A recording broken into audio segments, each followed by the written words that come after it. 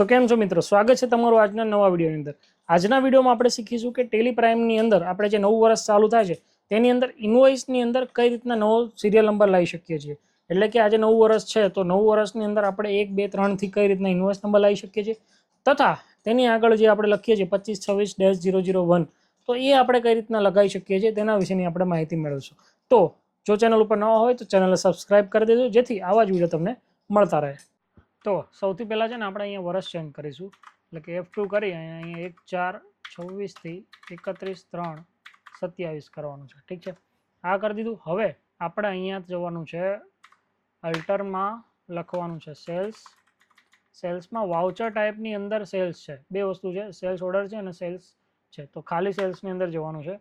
એમાં તમે નીચે જશો એટલે મેથડ ઓફ વાઉચર નંબરિંગ હંમેશા ઓટોમેટિક અને બ્રેકેટની અંદર મેન્યુઅલ ઓવરરાઇડ હોવું જોઈએ અને નીચે હંમેશા ડુપ્લિકેટ યસ જ હોવું જોઈએ. જો એ ન હશે તો શું થશે કે 2 વાર સેમ ઇન્વોઇસ બનશે. તો એની નીચે જે ઓપ્શન છે set alter additional numbering details, એની અંદર તમારે યસ કરવાનું છે. યસ કરી અને અહીંયા જો તમને પૂછશે કે તમારે સ્ટાર્ટિંગ નંબર શું રાખવો છે, જો તમારે 1 થી ચાલુ કરવો તો ઠીક છે, 1000 થી કરવો હોય તો ઠીક છે, 500 થી કરવો હોય તો ઠીક છે.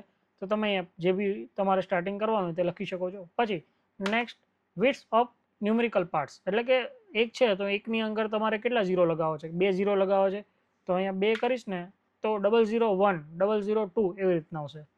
કે મારી અહીંયા 1/4/24 છે તો અહીંયા નીચે લાવી અને લખી નાખવાનું કે મારે 1/4/26 થી સ્ટાર્ટ થવું જોઈએ. યસ કરી અને યરલી કરવાનું. હવે પ્રિફિક્સ ડિટેલ્સ અને સુફિક્સ ડિટેલ્સ બે પાર્ટ છે. તો જે લેફ્ટ વાળું છે પ્રિફિક્સ એ નંબરની આગળનો ભાગ અને સુફિક્સ નંબરની પાછળનો ભાગ. તો આપણે નક્કી કરવાનું છે કે આપણે આગળ લેવું છે કે પાછળ લેવું છે. ઘણા લોકો બેની વચ્ચે નંબર હોય તો બે બાજુ લખતા હોય, આપણે એ જ જોઈશું અત્યારે.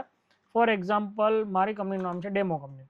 એપ્લિકેબલ ફ્રોમ, તો એપ્લિકેબલ ક્યારથી છે તો 1/4/26 થી. તો શું નામ લખવાનું છે મારે લખવું છે ડેમો કંપની, તો DC/26/27/ હવે અહીંયા નંબર ઓટોમેટિક આવી જશે. તો આ થઈ ગયું તમારી નંબર. આગળ આપણે આને સેવ કરી દઈશું. જો એન્ટર કરીને સેવ કરશું. હવે જેવું આપણે વાઉચર ખોલશું સેલ્સનું, આપણે સેલ્સનું વાઉચર ખોલ્યું જો DC/26/27/1 આ 1 આવી ગયો.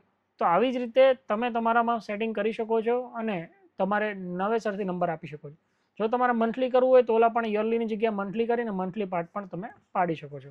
તો વિડીયો સારો લાગ્યો હોય તો લોકોને શેર કરજો અને વધારે માહિતી જોવા માટે અમારી ચેનલને ફોલો કરી દેજો.